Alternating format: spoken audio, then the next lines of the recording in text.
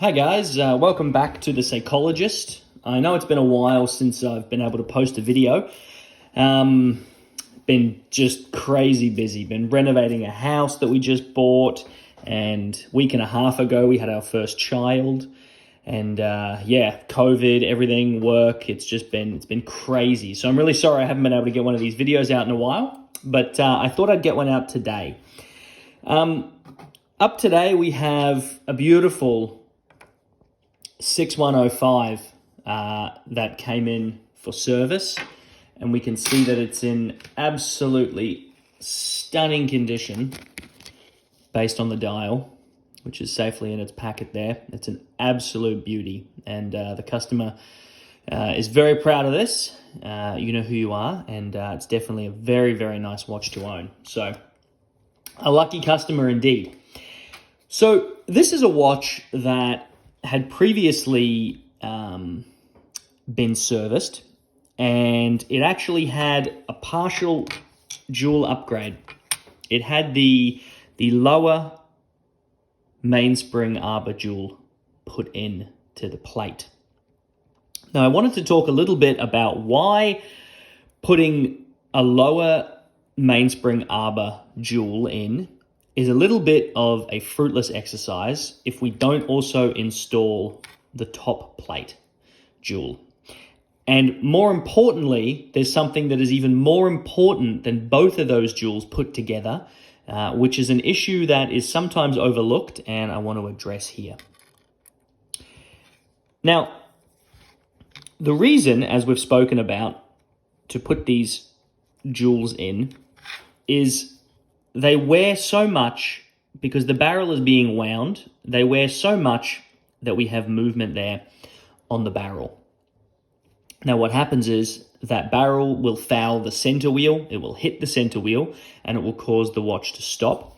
We can also see one of the issues that we've had is the ratchet wheel has been rubbing on the plate here. And we can also see the outside of the barrel has been rubbing on the plate here. Now, let me show you the reason why just changing the bottom port isn't really the best solution. If we go over to the microscope and have a look at the arbor from the barrel, we can see that we still have a lot of movement. We've still got wear in that bushing there, which still causes the barrel to move back and forth. So that is the reason we also need to jewel the plate, the top plate, as well as the main plate. So now we have the jewel installed. We can see here that we still have some movement, but it's much less. We still need to have movement because if we don't have movement, we don't have free play. But movement needs to be as minimal as possible.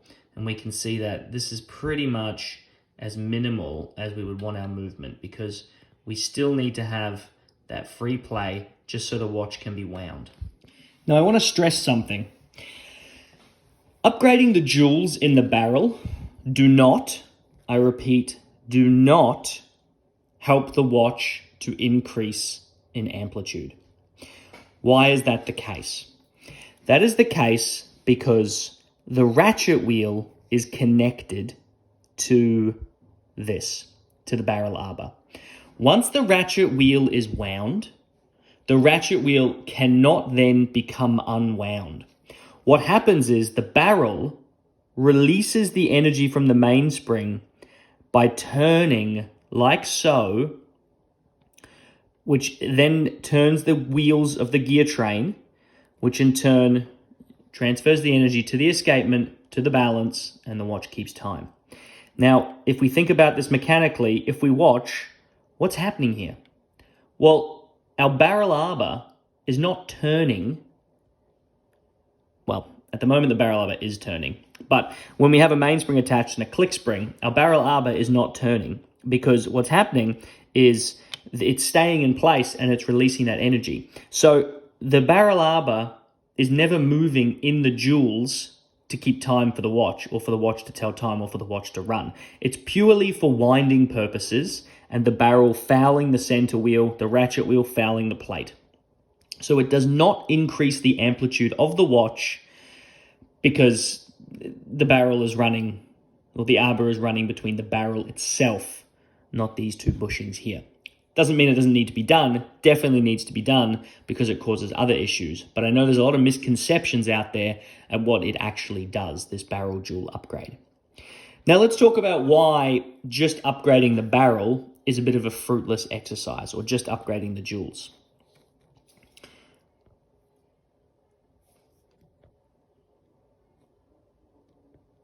So we have our jewels upgraded. Everything's good. Our barrel's fine. Well, that is not actually the case. First off, we see how much movement our barrel still has. And our barrel is actually still fouling the plate. Kind of can be tough to see, and it's even more difficult to film under the microscope, but we can see that our barrel is still fouling our plate. So this watch is still going to have the same issues. They're not going to be as exaggerated, but the issues are still going to be there. So what is our barrel issue? Well, our barrel issue is too much side shake on the barrel, well, the holes, I guess, where the barrel arbor goes in, you can call them. If we have a look at our side shake,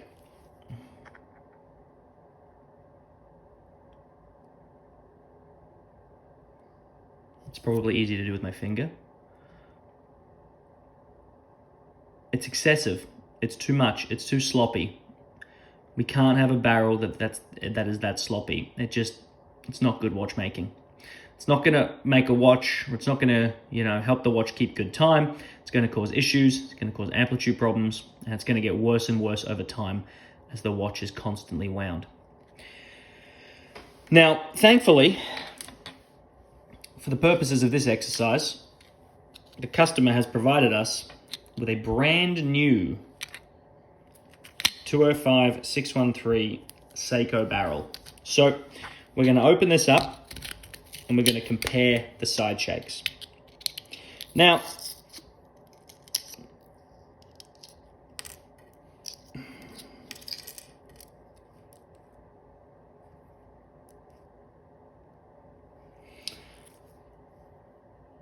here we are, brand new barrel. Let's have a look at our side shake.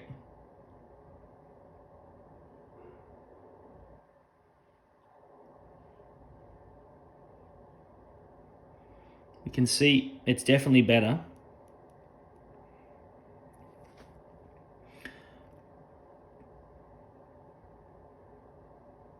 Definitely better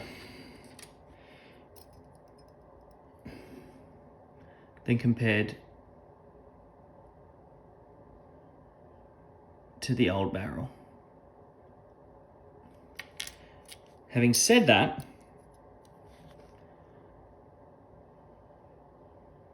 it's actually not as good as I would like it.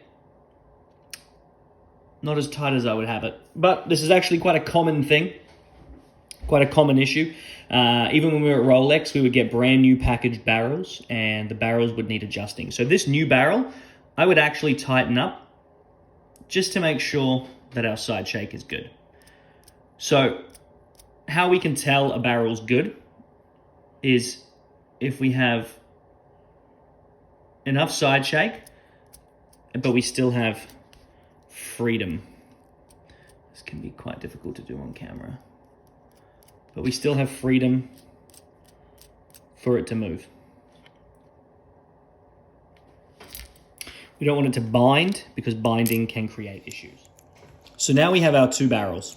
We have our original barrel and our new barrel. Now I wanted to point out that getting a new barrel isn't a requirement. The customer in this case decided to purchase a new barrel just for his own well-being, or his own, can't think of the word right now, but just for himself. He wanted to replace the barrel with a brand new barrel. Most likely because the watch is such a good, beautiful example of a 6105. So getting a brand new barrel, it's not needed. We do punch up the old barrel just like we punched up the new barrel to make sure that it fitted, to make sure that everything was correct. Again, I wasn't happy with how the factory part was. It's me having a bit of OCD. I like to make sure everybody's watches are running as well as they can for as long as they can. I don't think watches should be sent back for service every 2 years. You should really only be having a chat with me every 5 years, let's be honest. So I want to make sure that everything is running exactly as it should. Most of you seek me out quite frequently because you buy so many Seikos, but that's not a problem. Keep them coming in. But yeah, so when it comes to specific watches though, they shouldn't be coming back every 2 years because they weren't serviced correctly. We really should be getting 5-year service intervals, if not longer. I mean, these things are made bulletproof. Once everything's up to spec and they run right, that's the situation. It also helps me touch on the topic of price a little bit. Some people maybe think my prices are a bit expensive. They're on the higher end for Seikos, in my opinion. You know, I'm certainly more than the Seiko Service Center, but I am giving you a level of service that really to make sure that your watches are running as best as possible. And I like to be very transparent about it as well. So anyway, little aside, let's now check our barrels. So here we have our original barrel. You can see our side shake, sloppy. We can see our new, improved, brand new, punched up barrel. Absolutely minimal. But we still have beautiful freedom. And that is exactly how we want our barrel. So now what we can do is we can put it between the plates and see what kind of situation we have. I will just do this while I'm on camera. Saves me editing it out after.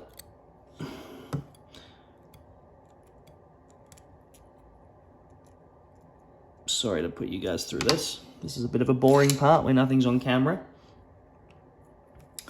But it'll be worth it in the end to see the end result.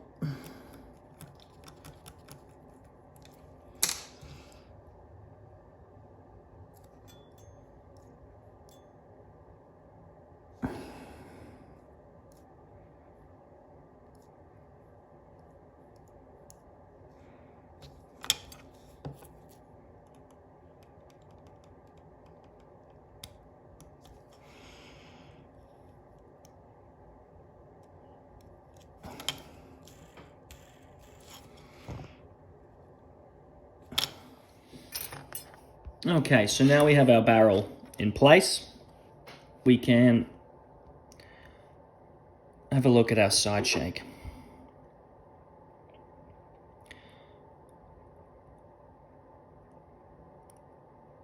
We're still going to have some movement up and down, but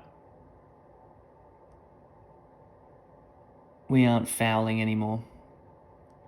We aren't hitting those plates. We have just the right amount of movement. And we aren't hitting that top bridge. And we aren't hitting the bottom plate. We still have all our clearances intact. So, I hope that explains a little bit the need for why we do the barrel jewel upgrade. Explains why we do the punching up of the barrel, and just generally why watches need servicing, why we need to take care of these things, and the correct way to do it. So if you guys like the video, please subscribe and to the channel. Check out new videos. I'm hoping to put some more videos up more frequently. I know it's been difficult, but I will try my best to put more up. And please check me out on Instagram, The Seikologist, and tell your friends. All right, guys, talk soon. Bye.